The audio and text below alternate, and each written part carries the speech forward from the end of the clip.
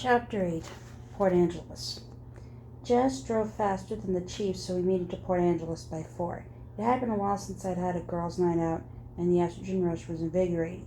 We listened to whiny rock songs while Jessica jabbered on about the boys we hung out with.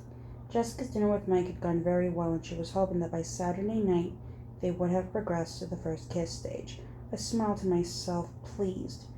Angela was passively happy to be going to the dance, but not really interested in Eric. Jess tried to get her to confess who her type was, but I interrupted her with a question about dresses after, but to spare her. Angela threw a grateful glance my way. Port Angeles was a beautiful little tourist trap, much more polished and quaint than Forks. But Jessica and Angela knew it well, so they didn't plan to waste time on the picturesque boardwalk by the bay. Jess drove straight to the one big department store in town, which was a few streets from the Bay Area's visitor-friendly face. The dance was billed as semi-formal, and we weren't exactly sure what that meant. Both Jessica and Angela seemed surprised and almost disbelieving when I told them I'd never been to a dance in Phoenix. "Didn't you ever go with a boyfriend or something?" Jess asked dubiously as we walked through the front doors of the store. "Really?" I tried to convince her, not wanting to confess my dancing problems. "I've never had a boyfriend or anything close. I didn't go out much." "Why not?" Jessica demanded. "No one asked me," I answered honestly. She looked skeptical. "People ask you out here," she reminded me, "and you tell them no." We were in the junior section now, scanning the racks for dress-up clothes. "Well, except for Tyler," Angela amended quietly. "Excuse me?" I gasped. "What did you say?" "Tyler told everyone he's taking you to prom," Jessica informed me with suspicious eyes. "He said what?" I sounded like I was choking. "I told you it wasn't true," Angela murmured to Jessica. I was silent, still locked in shock. That was quickly turning to irritation. But we had found the dress rags, and now we had work to do. "That's why Lauren doesn't like you," Jessica giggled while we pawed through the clothes. I ground my teeth. "Do you think that if I ran him over with my truck, he would stop feeling guilty about the accident, that he might give up on making amends and call leaving?" "Maybe," Jess snickered, "if that's why he's doing this." The dress selection wasn't large, but both of them found a few things to try on. I sat in a low chair just inside the dressing room by the three-way mirror, trying to control my fuming. Jessica was torn between two, one a long strapless basic black number, the other a knee-length electric blue with the spaghetti straps. I encouraged her to go with the blue. Why not play up the eyes? Angela chose a pale pink dress that draped around her tall frame nicely and brought out honey tints in her light brown hair. I complimented them both generously and helped her by returning the rejects to their racks. The whole process was much shorter and easier than similar trips I'd taken with Renee at home. I guess there was something to be said for limited choices. We headed over to shoes and accessories. While they tried things on, I merely watched and critiqued, not in the mood to shop for myself, though I did need new shoes. The girls' night high was wearing off in the wake of my annoyance at Tyler leaving room for the gloom to move back in. "Angela," I began hesitant. While she was trying on a pair of pink strappy heels, she was overjoyed to have a date tall enough that she could wear high heels at all. Jessica drifted to the jewelry counter, and we were alone. "Yes?" She held her leg out, twisting her ankle to get a better view of the shoe. I chickened out. "I like those. I think I'll get them. Though they'll never match anything but the one dress," she mused. "Oh, go ahead. They're on sale," I encouraged. She smiled, putting the lid back on a box that contained more practical-looking off-white shoes. I tried again. "Angela?" She looked up curiously. "Is it normal for the Cullens—" I kept my eyes on the shoes. "To be out of school a lot?" I failed miserably in my attempt to be nonchalant. To sound nonchalant. "Yes, when the weather is good, they go backpacking all the time. Even the doctor. They're all real outdoorsy," she told me quietly, examining her shoes, too. She didn't ask one question, but let alone the hundreds that Jessica would have unleashed. I was beginning to really like Angela. I let the subject drop as Jessica returned to show us the rhinestone jewelry she'd found to match her silver shoes. We planned to go to dinner at a little Italian restaurant on the boardwalk, but the dress shopping hadn't taken as long as we'd expected. Jess and Angela were going to take their clothes back to the car and then walk down to the bay. I told them I would meet them at the restaurant in an hour. I wanted to look for a bookstore. They were both willing to come with me, but I encouraged them to go have fun. They didn't know how preoccupied I could get when surrounded by books. It was something I preferred to do alone. They walked off to the car, chattering happily, and I headed in the direction Jess pointed out. I had no trouble finding the bookstore, but it wasn't what I was looking for. The windows were full of crystals, dream couches, and books about spiritual healing. I didn't even go inside. Through the glass, I could see a 50-year-old woman with long gray hair running straight down her back, clad in a dress that was right out of the 60s, smiling welcomingly from behind the counter. I decided that was one conversation I could skip. There had to be a normal bookstore in town. I meandered through the streets, which were filling up with end of the workday traffic, and hoped I was headed toward downtown. I wasn't paying as much attention as I should to where I was going. I was wrestling with despair. I was trying so hard not to think about him and what Angela had said, and more than anything trying to beat down my hopes for Saturday, fearing a disappointment more painful than the rest, when I looked up to see someone's silver Volvo parked along the street, and it was all came crashing down on me. Stupid, unreliable vampire, I thought to myself. I stomped along in a southerly direction, towards some glass-fronted shops that looked promising, but when I got to them, they were just a repair shop in a vacant space.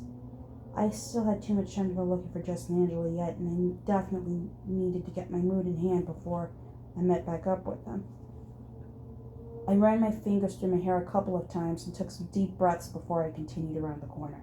I started to realize as I crossed another road that I was going the wrong direction. The little foot traffic that I had seen was going north, and it looked like the buildings were mostly warehouses. I decided to turn east at the next corner, then loop around after a few blocks and try my luck on a different street to get on my way back to the boardwalk. A group of 4 men turned around the corner I was heading for, dressed too casually to be heading home from the office, but they were too grimy to be tourists. As they approached me, I realized they weren't too many years older than I was. They were joking loudly among themselves, laughing raucously, and punching each other's arms. I scooted as far to the inside of the sidewalk as I could to give them room, walking swiftly, looking past them to the corner. "Hey there!" one of them called as they passed, and he had to be talking to me since no one else was around. I glanced up automatically. 2 of them had paused, the other 2 were slowing. The closest, the heavy-set, dark-haired man in his early 20s, seemed to be the one who had spoken. He was wearing a flannel shirt open over a dirty t-shirt, cut-off jeans, and sandals. He took a half step toward me. "Hello," I mumbled, a knee-jerk reaction. Then I quickly looked away and walked faster toward the corner. I could hear them laughing at full volume behind me. "Hey, wait!" one of them called after me again, but I kept my head down and rounded the corner with a sigh of relief. I could still hear them chortling behind me. I found myself on the sidewalk leaning past the backs of several somber-colored warehouses, each with large A doors for loading trucks padlocked for the night. The south side of the street had no sidewalk, only a chain-link fence topped with barbed wire protecting some kind of engine parts storage yard.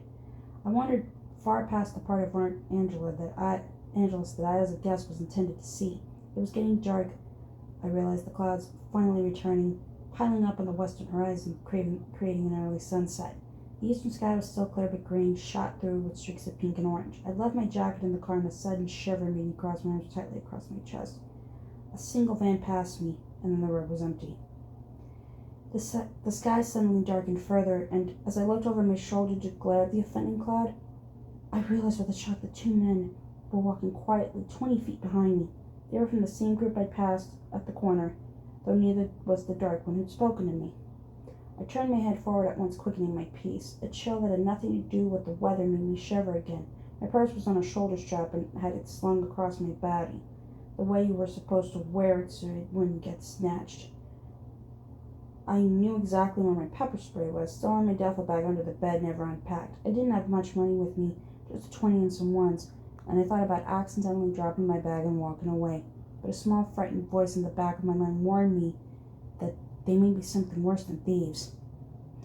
I listened intently to their quiet footsteps, which were much too quiet when compared to the boisterous noise they'd been making earlier, and it didn't sound like they were speeding up or getting any closer to me. Breathe, I had to remind myself. You don't know they're following you. I continued to walk as quickly as I could without actually running, focusing on the right-hand turn that was only a few yards away from me now. I could hear them, staying as far back as they'd been before. A blue car turned onto the street from the south and drove quickly past me. I thought of jumping out in front of it, but I hesitated, inhibited, unsure that I was really being pursued, and then it was too late. I reached the corner, but with a swift glance revealed that it was only a blind drive to the back of another building. I was half turned in anticipation. I had to hurriedly correct and dash across the narrow drive back to the sidewalk. The street ended at the next corner where there was a stop sign. I concentrated on the faint footsteps behind me, deciding whether or not to run. The sounded farther back, though, and I knew they could outrun me in any case. I was sure to trip and go sprawling if I tried to go any faster. The footfalls were definitely farther back. I risked a quick glance over my shoulder, and they were maybe 40 feet back now. I saw with relief that they were both staring at me. It seemed to take forever for me to get to the corner. I kept my pace steady, the men behind me falling ever so slightly behind with every step. Maybe they realized they had scared me and were sorry. I saw 2 cars going north past the intersection I was heading for, and I exhaled in relief. There would be more people around once I got off this deserted street. I skipped around the corner with a grateful sigh and skidded to a stop.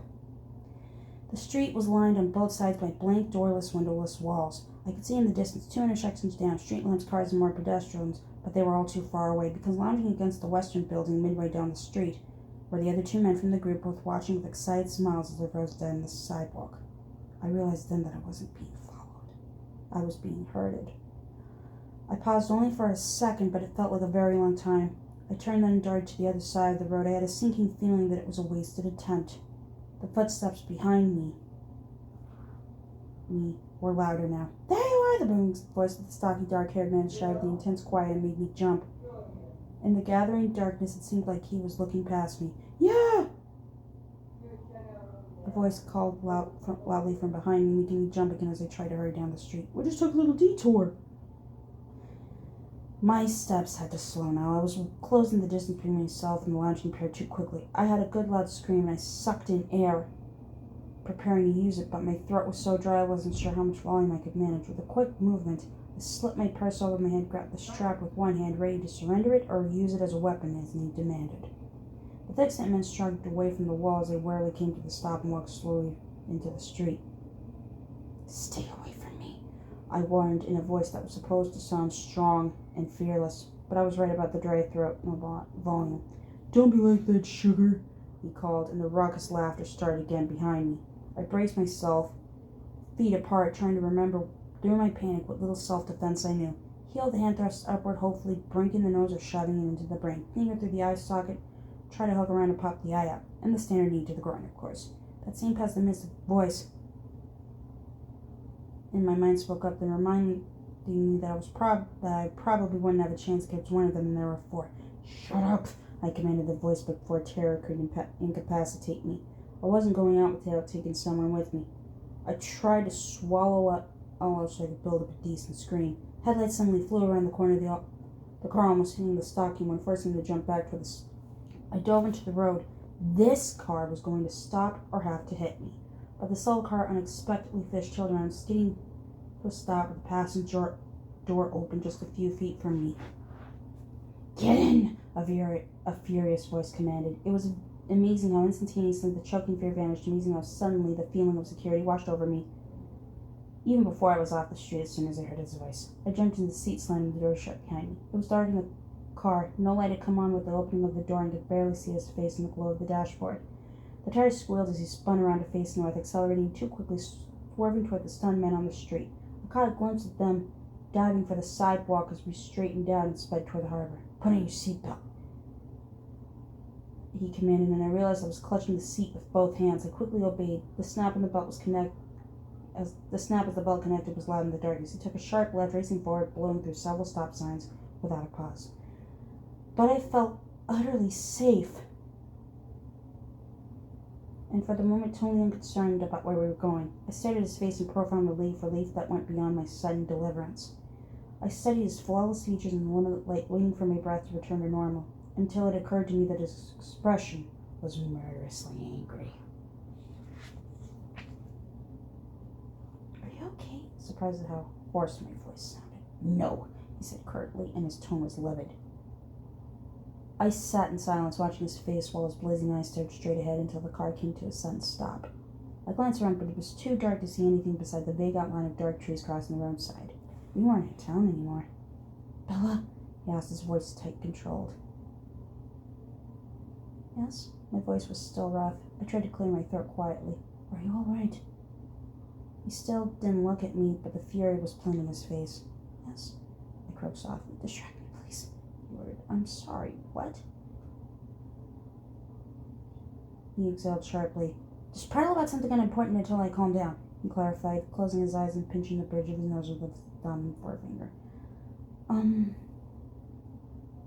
I racked my brain for something trivial. I'm going to run over to Ellie Carly before school tomorrow? Tomorrow before school? He was still squeezing his eyes closed, but the corner of his mouth twitched. Why? He's telling everyone he's taking me to prom. Either he's insane or he's still trying to make up for almost killing me last fall. You remember it. And he thinks prom is somehow the correct way to do this, so if I figure I found a dangerous life, then we're even, and he can't keep trying to make amends. I don't need enemies, and maybe Lauren would be back off if he left me alone. I might have to total the center, though. If he doesn't have a ride, he can't take anyone to prom. I babbled on. I heard about that. He sounded a bit more composed. You did? What?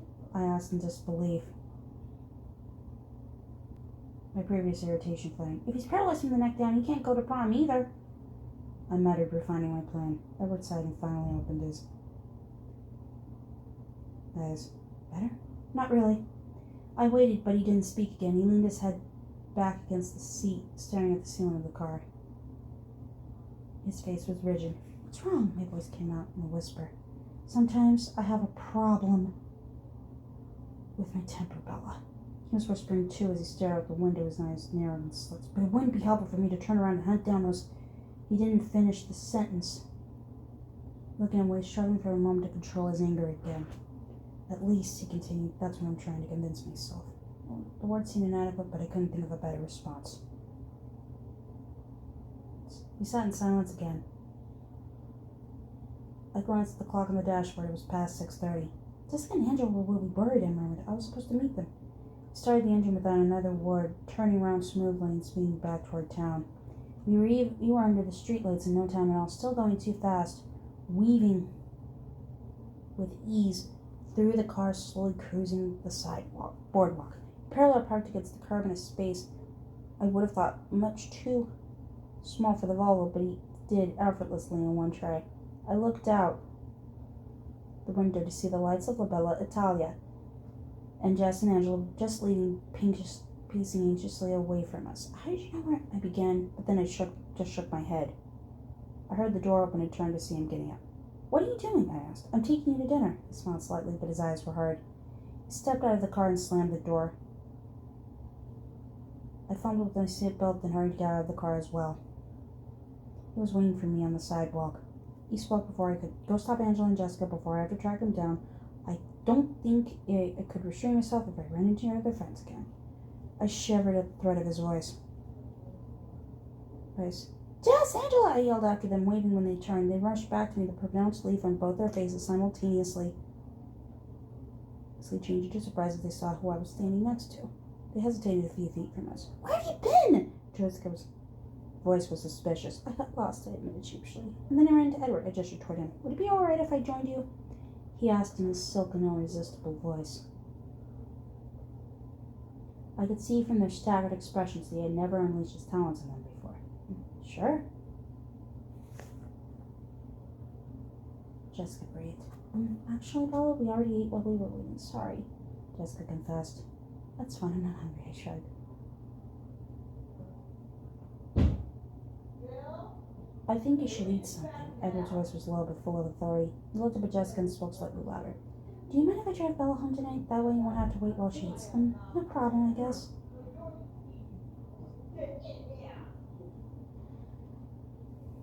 Do you mind if I drive Bella home tonight? That way you won't have to wait while she eats. No problem, I guess. She bit her lip, trying to figure out from my expression whether that was what I wanted. I winked at her. I wanted nothing more than to be alone with my perpetual savior. There were so many questions that I couldn't bombard him till we were by ourselves. Okay. Angela was quicker than Jessica. See you tomorrow, Bella. Edward. She grabbed Jessica's hand and pulled her toward the car, which you could see a little ways away, parked across First Street. As I got in, Jess turned and waved, her face eaten with curiosity. I waved back, waiting for them to drive away before I turned to face him. Honestly, I'm not hungry, I insisted, looking up to scrutinize his face. His expression was unreadable. Humor me. He walked to the door of the restaurant and held it open with an obstinate expression. Obviously, there would be no further discussion. I walked past him into the restaurant with a resigned sigh. The restaurant wasn't crowded. It was the off-season in Port Angeles. The host was female, and I understood the look in her eyes as she assessed Edward. She welcomed him a little more warmly than necessary. I was surprised by how much that bothered me. She was several inches taller than I was, and unnaturally blonde. A table for two? His voice was alluring, whether he was aiming for that or not. I saw her eyes flicker to me and then away, satisfied by my obvious ordinariness and the conscious no-contact space that ever kept between us. She led us to a table big enough for four in the center of the most crowded area of the dining floor. I was about to sit, but Edward shook his head at me. Perhaps something more private, he insisted quietly to the host. I wasn't sure, but it looked like he smoothly handed her a tip. I'd never seen anyone refuse a table except in old movies. Sure, she sounded as surprised as I was. She turned and led us around a partition to a small ring of booths, all of them empty. How's this? Perfect, he flashed his gleaming smile, dazing her momentarily. She shook her head, blinking. Your server will be right out. She walked away unsteadily.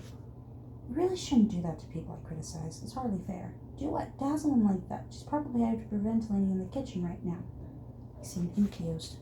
Oh, come on, he said dubiously. You have to know the effect you have on people. You haven't noticed? Do you think everybody gets their way so easily? He ignored my questions. Do I dazzle you? Dazzle you? Frequently, I admitted, and then our server arrived, her face expectant. The hostess had definitely dished behind the scenes, and this new girl didn't look disappointed. She flipped a strand of short black hair behind one ear and smiled with unnecessary warmth. Hello, my name is Amber, and I'll be your server tonight. When can I get you a drink? I didn't miss that she was speaking only to him. He looked at me. I'll have a Coke. Coke? It sounded like a question. 2 Cokes, he said. I'll be right back with that, she assured him with another unnecessary smile. But he didn't see it. He was watching me. What? I asked when she left. His eyes stayed fixed on my face. How are you feeling? I'm fine, I replied, surprised by his intensity. Don't feel dizzy, sick, cold, should I? He chuckled at my puzzled tone. Well, I'm waiting for you to go into shock. His face twisted up into that perfect crooked smile. I don't think that will happen, I said after I could breathe again. I've always been very good at repressing unpleasant things. Just the same, I'll feel better when you have some sugar and fruit in you. Around cue, the waitress appeared with our drinks and a basket of breadsticks. She stood with her back to me as she placed them on the table. Are you ready to order? She asked Edward. Bella? He asked. She turned unwillingly toward me. I picked the first thing I saw on the menu. I'll have the mushroom ravioli. And here she turned back to him with a smile. Nothing for me. Of course not. For me, he said. Of course not. Let me know if you change your mind. The coarse smile was still in place, but he wasn't looking at her, and she left dissatisfied. Drink, I ordered. I sipped at my soda obediently, then drank more deeply, surprised by how thirsty I was. I realized I had finished the whole thing when he pushed his glass toward me. Thanks, I muttered, still thirsty. The cold from the icy soda was radiating through my chest, and I shivered. Are you cold? Cold? It's just the cold, I explained, shivering again. You don't have a jacket? His voice was disapproving. Yes. Empty bench next to me. Oh, I left it in Jessica's car, I realized. Ed was shrugging out of his jacket. I suddenly realized that I had never once noticed what he was wearing. Not just tonight, but ever. I just couldn't seem to look away from his face. I made myself look now, focusing. He was removing a light beach leather jacket now. Underneath he wore an ivory turtleneck sweater. It fit him snugly, emphasizing how muscular his chest was.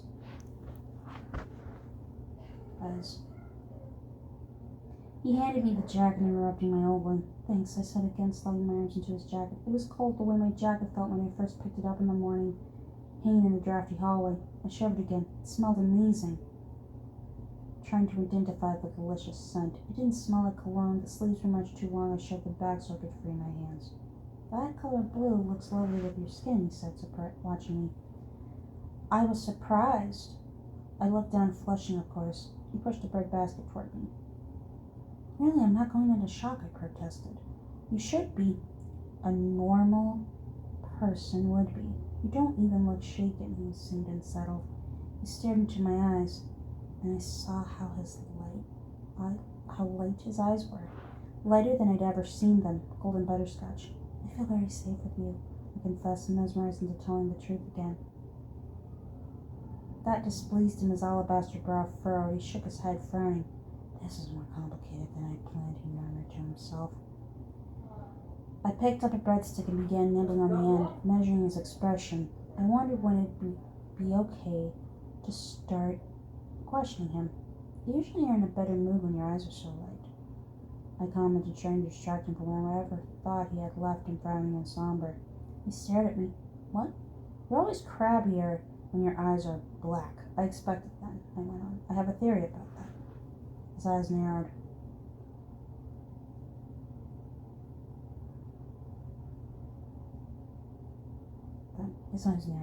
More theories.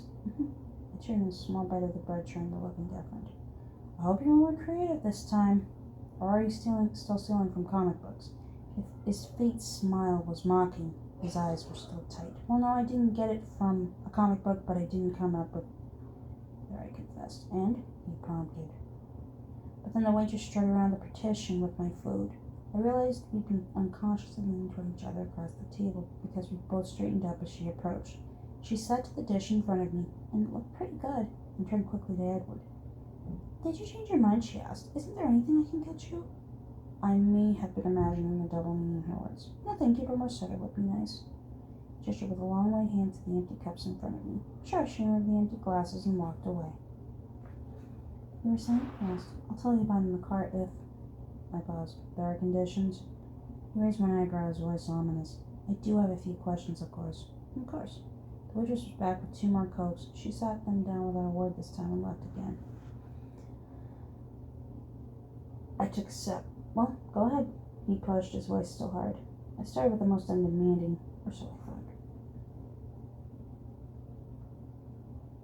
He looked down, folding his large hands together slowly on the table. His eyes flickered up at me from under his lashes, the hint of a smirk on his face. Next, but that's the easiest one, I objected. Next, he repeated. I looked down, frustrated. I unrolled my silverware, picked up my fork, and carefully speared a ravioli. I put it in my mouth slowly, still looking down, chewing while I thought, the mushrooms were good. I swallowed and took another sip of Coke before I looked up. Okay, then. I glared at him and continued slowly. Let's say, hypothetically, of course, that someone can know what people are thinking, reads minds, with a few exceptions. Just one exception, he corrected, hypothetically. Alright, with one exception, then. I was thrilled he was playing along, but I tried to seem casual. How does that work? What are the limitations? How would that someone find someone else exactly the right time? How would he know she was in trouble? Hypothetically? Yes. Sure. Well, if that's someone, let's call him Joe, I suggested. He smiled wryly. Joe, then. If Joe had been paying attention, the timing wouldn't have needed to be quite so exact. Only you could get into a trouble in a town this small. You would have devastated their crime statistics for a decade, you know. We were speaking of a hypothetical case, I reminded brusquely. He laughed at me, his eyes won. Yes, we were, he agreed. Shall we call you Jane? How did you know? I asked, nervously. Intensity. I realized I was leaning toward him again. He seemed to be wavering, torn by some internal dilemma. His eyes locked with mine, and I guessed he was making the decision right then whether or not to answer, simply tell me the truth. You can trust me, you know, I murmured. I reached forward without thinking.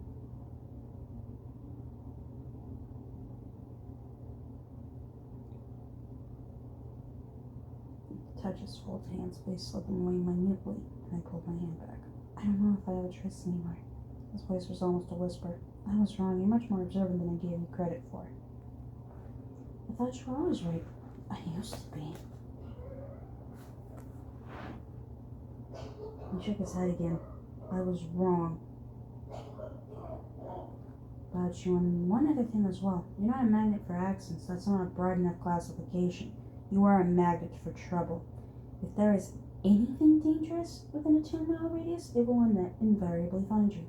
Can you put yourself into that category? I guess. His face turned cold, expressionless, unequivocally.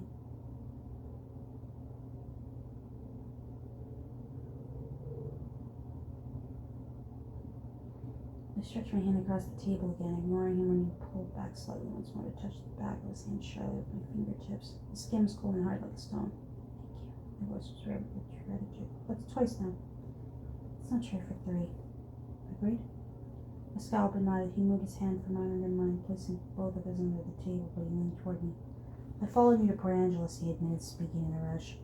I've never tried to keep a specific person alive before, and it's much more troublesome than I would have believed. But that's probably just because it's you. Ordinary people seem to make it through the day without so many catastrophes. He paused. I wondered if it should bother me that he was following me. Instead, I felt a strange surge of pleasure. He stared, maybe wondering why my lips were curving to me involuntarily. Did you ever think that maybe when Ella was up the first time with the band that you'd been interfering with fate? I speculated, distracting myself. That wasn't the first time, he said, and his voice was hard to hear. I stared at him in amazement, but he was looking down. You never was up the first time I met you.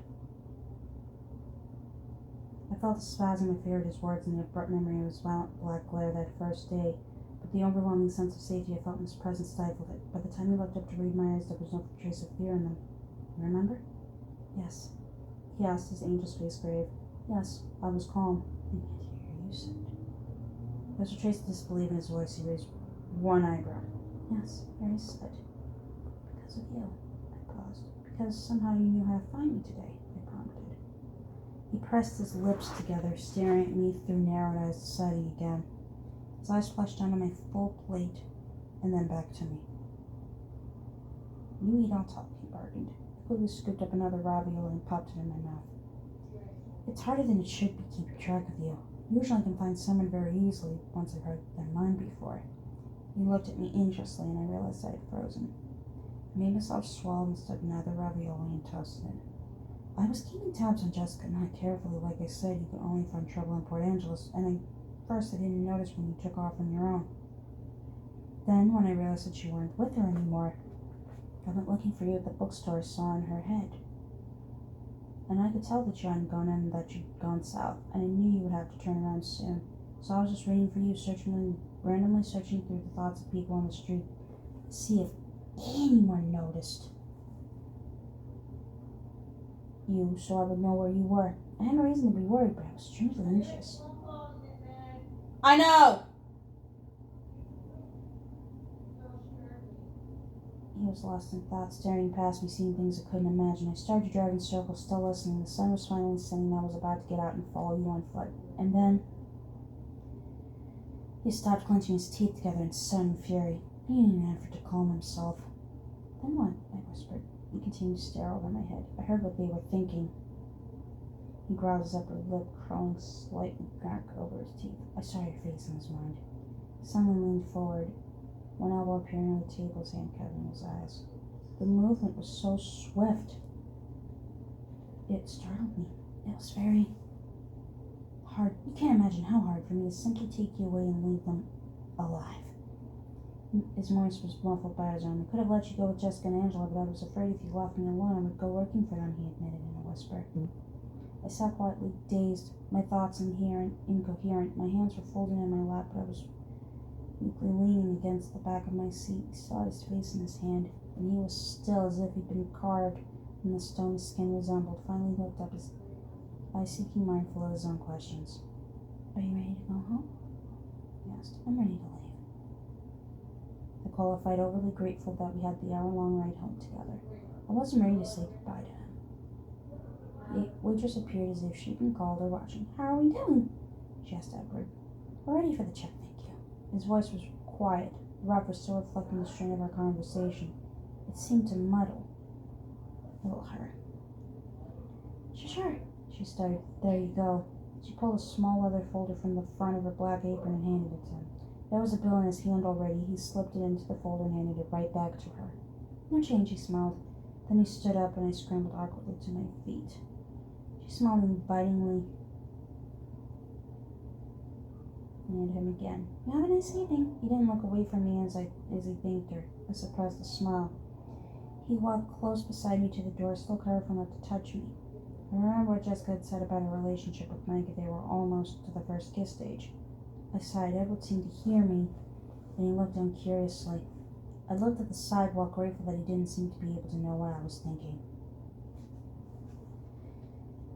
He opened the passenger door, holding it for me as I stepped in, shutting it softly behind me.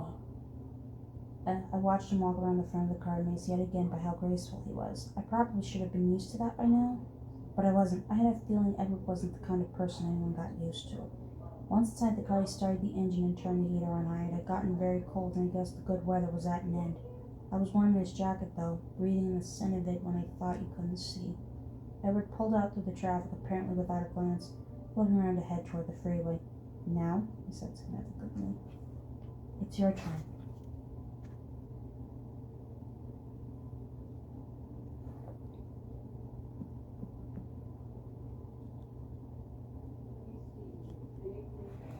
Okay.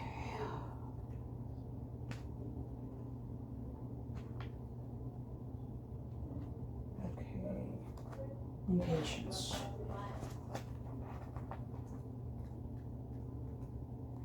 Phone call. Ugh.